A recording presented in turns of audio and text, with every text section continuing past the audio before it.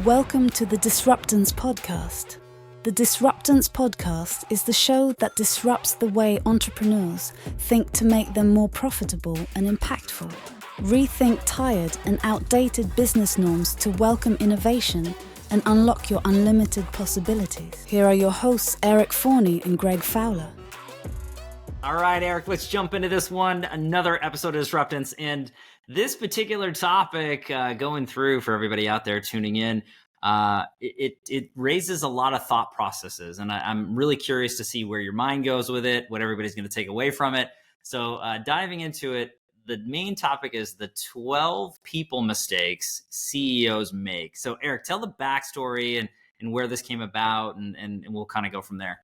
Yeah, so a couple of weeks ago, Greg, as you know, I was at Mega Camp, which is one of two Keller Williams annual conferences, and Gary has started something in the last couple of years. It's called the CEO Summit, and at the CEO Summit, it's usually a few like outside guest speakers and presenters, and then Gary gets on stage and riffs for a little bit, and this conversation spawned as a topic that Gary and Jay Papasan were talking about. And it was the 12 leadership mistakes.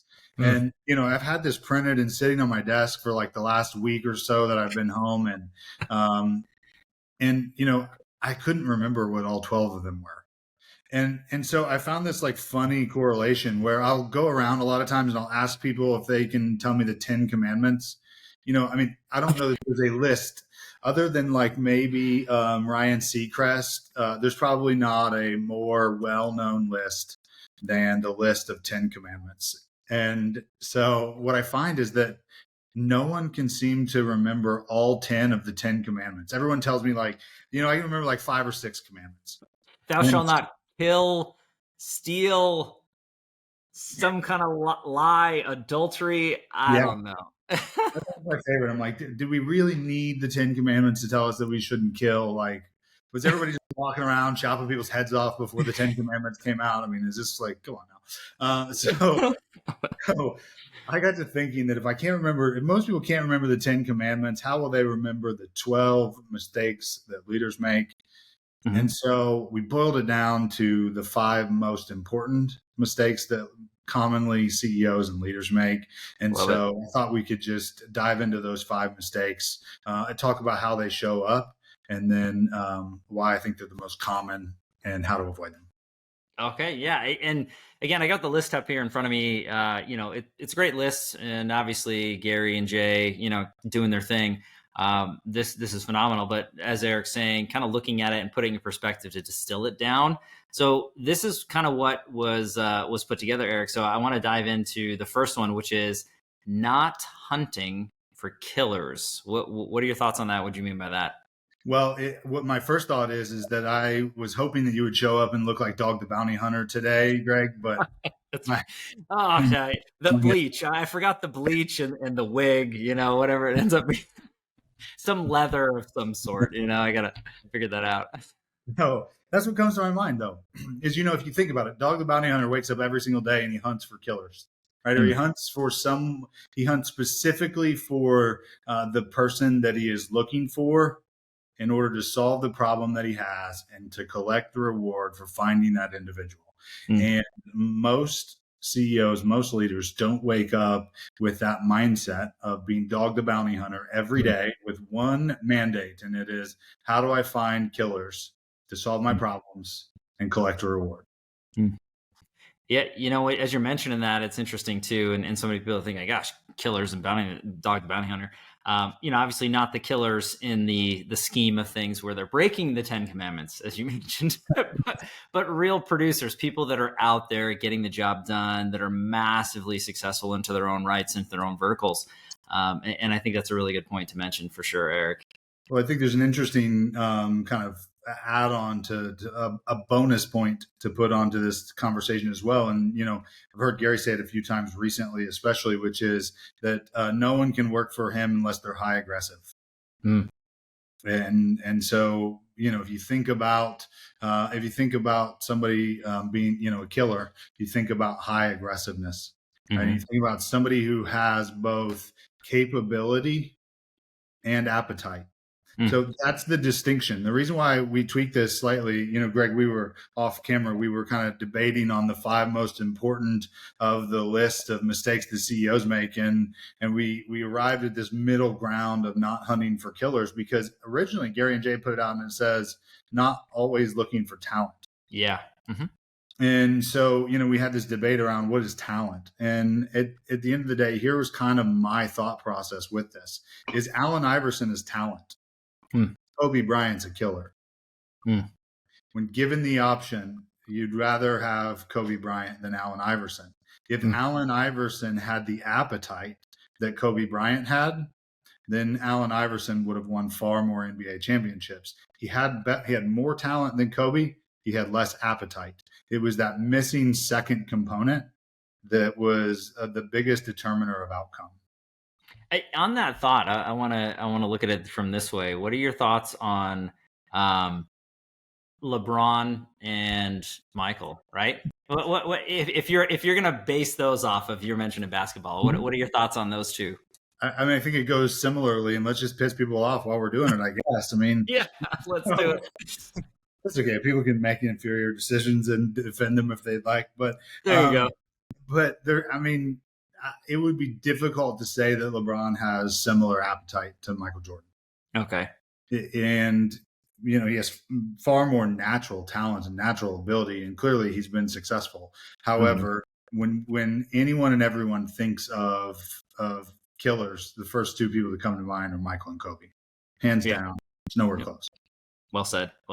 And some people would argue, and this is going to, spawn a lot of aggressive nature into that. Speaking of aggressive, LeBron doesn't have 6 rings, so there's a debate that's going on forever. Who's the GOAT? Who's the king? But anyway, no here nor there, Eric. I love this conversation where it's going. So the next layer of distilling this list of 12 down, from the mistakes CEOs make, is waiting for a replacement before replacing. So let's go down that road. Well, I want to hear why you picked this one. I know this was one of the ones that you really liked, and you voted this one in the island and to keep it on. So tell me about what you liked about it. It got my vote, hands down. What I like about this thought process is there's so many professionals and entrepreneurs that are out there in the day-to-day that are more reactive and not as much proactive. And it's an unfortunate nature because there's so many distractions, so many moving pieces and parts and puzzles as an entrepreneur to really tackle. So it's hard to have a forward thought to say, how far can I go? I think ultimately you should always be looking for the next individual, any support, internal, external, to take your business to that next level if that's a part of your goal set. So for me, that's the big reasoning behind I think this is an important mistake that people make, that they shouldn't. I mean, you should always be looking for talent, whether you need it or not. I think that's important. The next seat on the bus. Yeah. So let's put a pin in this for a Boston guy. I'm glad you didn't ask about the difference between Peyton Manning and Tom Brady, because as a New Englander and as an Indianapolis guy, we don't need to have that debate. However, there you go. What comes to my mind though is this idea that even if you have Kirk Cousins as your starting quarterback, or whomever your starting quarterback is, if it isn't Tom Brady or Peyton Manning, you effectively stood no chance of winning a Super Bowl for 20 years. The odds of winning without one of the 2 best players on your roster was little to none. Therefore, if you were an NFL general manager, you had one job every day.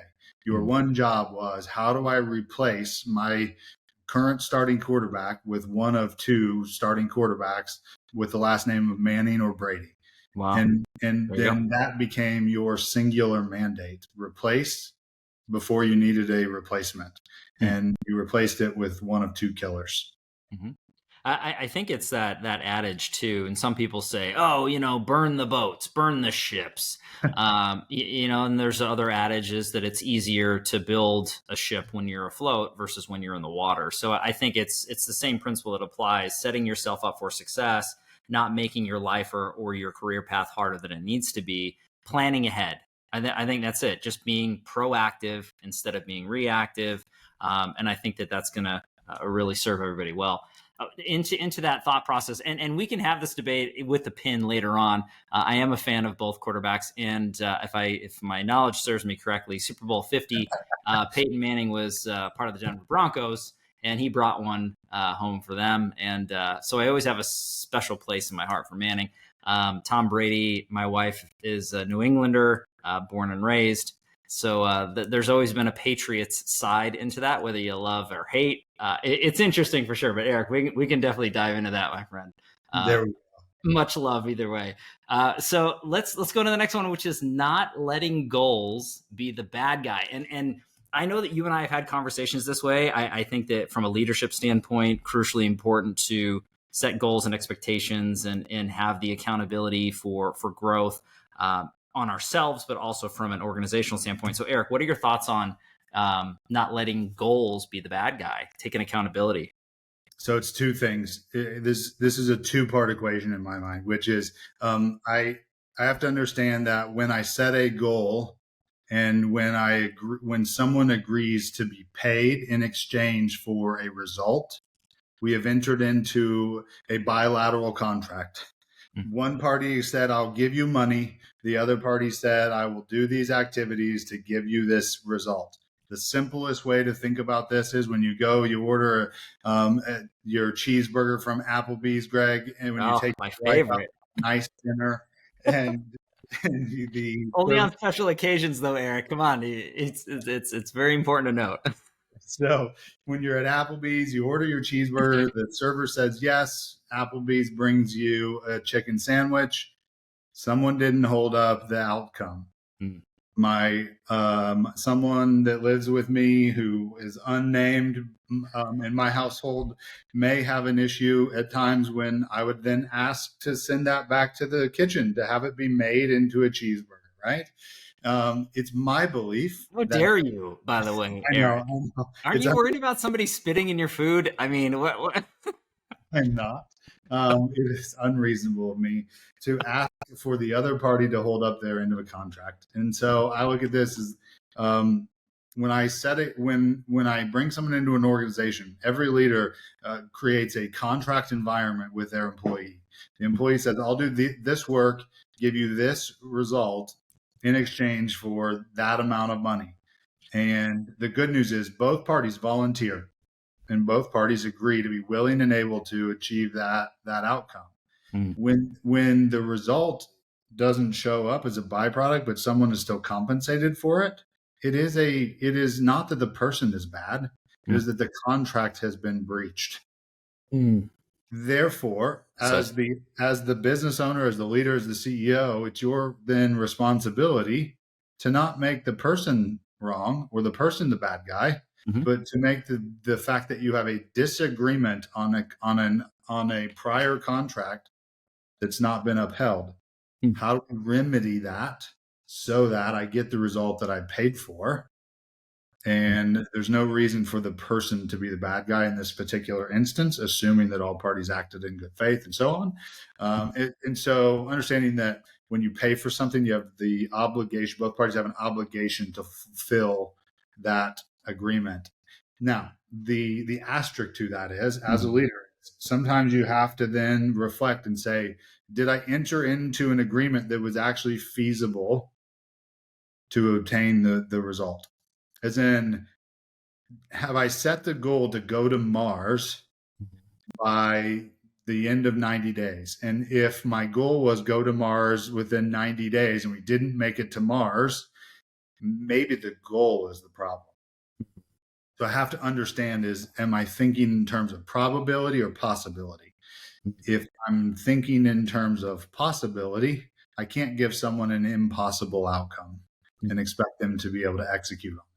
I have some mutual responsibility then if that's the case. I really like that description, Eric. And as you mentioned that, my thoughts on the Mars standpoint, I mean, it's not what you know till you know. So if you are connected to Elon Musk, I'm sure in 90 days you can make that. That's right, SpaceX. But I think that you bring up something that so many people, it's one of those common knowledge sort of standpoints, but common knowledge, common sense really isn't that common as that's thrown around. I think it's communication, expectations, and clarity. So as you mentioned those things, when you're talking to somebody who's on the team or a client, a spouse or significant other or a child, you got to have expectations and what the tasks are, but make sure that there's understanding on both sides, right? Going back to the Applebee's analogy, you order that sandwich and ultimately, was it clear? Did you say it properly? Look, I'll bring up McDonald's. You're just making me hungry here, my friend. But I literally went to McDonald's the other day. This was a few weeks ago. And I went through the drive-thru.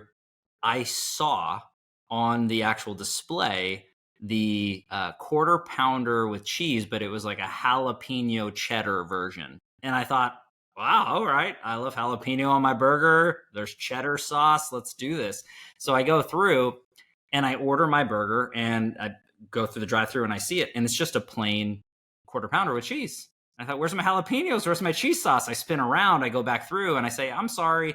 I think I got the wrong thing. I just want to make sure I get my burger. And there's like, how did you order it? And I said, well, the QPC. And so I ordered it incorrectly.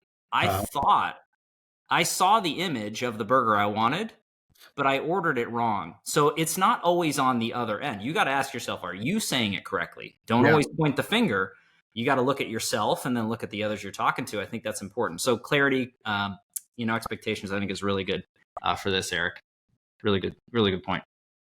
So the next thought process is, and I really want the take on this because for me, I think it's crucially important, especially real estate professionals, entrepreneurs, personality, charisma, that comes into play quite a bit, but it doesn't always equate to success. Yeah. Running on personality gas instead of organizational gas. How do you feel about that, Eric? I have this, this one makes me excited. I have this secret love affair with W. Edwards Deming, who's like the godfather of systems and study. And there's this quote that W. Deming has, which is that your system is perfectly designed to give you the results that you're getting. Your system is perfectly designed to give you the results that you're getting. Wow. And so I think of this major failure in most businesses, especially inside of real estate and a lot of service-based businesses, is that they over-index on people and under-index on systems and processes. Because the reality is that systems and processes make the ordinary look extraordinary. Wow. And systems and processes can make the talented look obsolete and unnecessary. And so, the best example, I don't know why we keep talking about football other than the fall. I don't even watch football anymore. But nonetheless, the Cleveland Browns had both Bill Belichick and Nick Saban as quarterbacks in their organization, and they were still the Cleveland Browns. They were miserable. In fact, they both got fired. And after getting fired from the Browns, Nick Saban went on to be the winningest college football coach, and Bill Belichick went on to win 6 rings, as you mentioned. And so two coaches who were extraordinary were wrecked by a bad system. The single biggest point of focus is after an entrepreneur finds success as an individual, they then have to over-index on success into systems. Wow. And Eric, do you find that as, evolving through your personality as an entrepreneur, that you really have to not get in that comfort zone, not be complacent when you're hitting certain levels? I mean, is that kind of what you're addressing into that in an undertone? What I mean by that is that, the thing that McDonald's has done so extraordinarily is they've thought about the root cause of inefficiency and ineffectiveness. So someone in the organization should be waking up. I think we talked about this last week, actually, on our financial mistakes that business owners make, which is somebody wakes up and says, how do I become more efficient and more effective? The organization has to always wake up and be more efficient, more effective. McDonald's has done this so well where they've said a 14-year-old with no GED can come in here and make the same meal in China that they can make in Chinatown. Yep. And that's because they've indexed a system and processes so that it makes the lowest common denominator successful. The lowest common denominator being the fluctuation and intellectual capacity between the person in Des Moines and then the person in Dubuque, and anywhere from sea to shining sea. The outcome is still the same because the system is so precision engineered to deliver one result.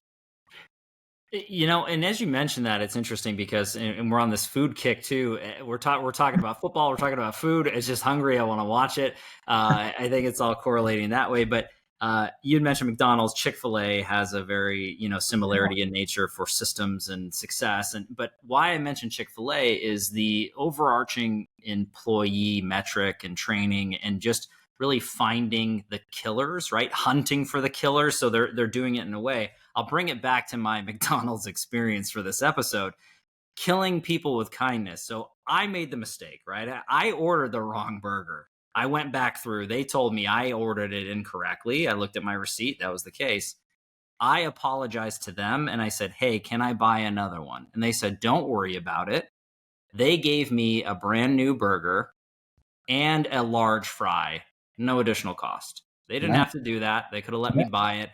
And that singularity into that McDonald's, because as most McDonald's franchises, they're owned and operated very differently from a Chick-fil-A.